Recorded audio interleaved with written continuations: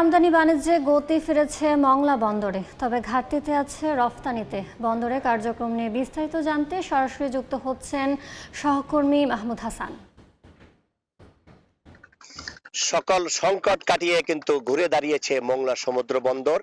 বেড়েছে আমদানি রপ্তানি পণ্য এবং জাহাজের সংখ্যাও বেড়েছে, সাথে সাথে বেড়েছে রাজস্ব। তবে ব্যবসায়ীরা আমাদের যে কথাটি জানিয়েছে যে মংলা বন্দরে কিন্তু আগের তুলনায় আমদানি পণ্য বাড়লেও সে তুলনায় কিন্তু রপ্তানি পণ্য বাড়েনি। তবে এই মংলা বন্দরে যদি রপ্তানি পণ্যের সংখ্যা বাড়ানো না যায় তবে হলে 90 দশকের মতো কিন্তু আবার মুখ থুবড়ে পড়তে পারে মংলা সমুদ্র বন্দর।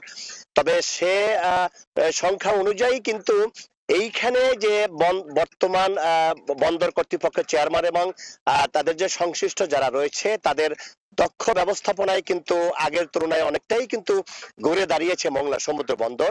এবং এই যে রপ্তানি পণ্যের সংখ্যা বাড়ানোর জন্য বন্দর চেয়ারম্যান কিন্তু ব্যাপকভাবে উদ্যোগ নিয়েছে। রপ্তানিকৃত পণ্যদের যে যারা ব্যবসায়ী রয়েছে তাদের সাথে বারবার বৈঠক করছে। তবে ব্যবসায়ীরা যে কথাটি জানিয়েছে যে অন্যান্য বন্দরের তুলনায় যদি মংলা বন্দরের ব্যবসায়ীদের পর্যাপ্ত সুযোগ সুবিধা, অবকাঠামোগত উন্নয়ন এবং বিদেশি পণ্যগুলো এনে মংলা বন্দরে খালাস করার পর সেগুলো যদি রাখার পর্যাপ্ত জায়গা না থাকে তাহলে ব্যবসায়ীরা কিন্তু মংলা বন্দর দিকে আগ্রহ হবে না। এবং এই মংলা বন্দরে তবে চেয়ারম্যানের সর্বচেষ্টা এবং এখানে যারা সংশ্লিষ্ট যারা রয়েছে তারা কিন্তু চেষ্টা করছে যে যেইভাবে রপ্তানি পণ্যগুলো বৃদ্ধি করা যায়। এখানে কিন্তু এক সময় এখানে পর্যাপ্ত দ্রব্য কিন্তু এখান থেকে পর্যাপ্ত রপ্তানি হতো, কিন্তু সেই পর্যাপ্ত দ্রব্য কিন্তু এখান থেকে রপ্তানি না হয়ে তার চট্টগ্রাম বন্দর থেকে রপ্তানি হচ্ছে। তবে সেই ব্যবসায়ীদের এখানে এনে তারা যেন মংলা বন্দর থেকে এই পর্যাপ্ত দ্রব্য সহ অন্যান্য পণ্য মংলা বন্দর দিয়ে রপ্তানি করতে পারে সে ব্যাপারে কিন্তু ব্যাপক পদক্ষেপ নিয়েছে বন্দর কর্তৃপক্ষ এবং বন্দর কর্তৃপক্ষের চেয়ারম্যান।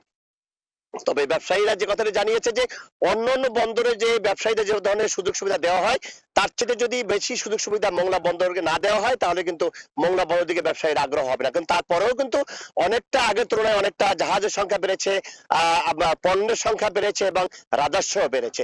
তবে চেষ্টা করে যাচ্ছে যাতে অন্য বন্দরের তুলনায় মংলা বন্দর যেন আগের তুলনায় অনেকটা ডেভেলপ হয় সে ব্যাপারে কিন্তু সকল ব্যবস্থা কিন্তু নিয়েছে কিন্তু মংলা বন্দর কর্তৃপক্ষ। এই ছিল আমার কাছে মংলা বন্দরের আমদানি রপ্তানি পণ্যের সর্বশেষ তথ্য। সরাসরি যুক্ত ছিলাম মংলা বন্দরে।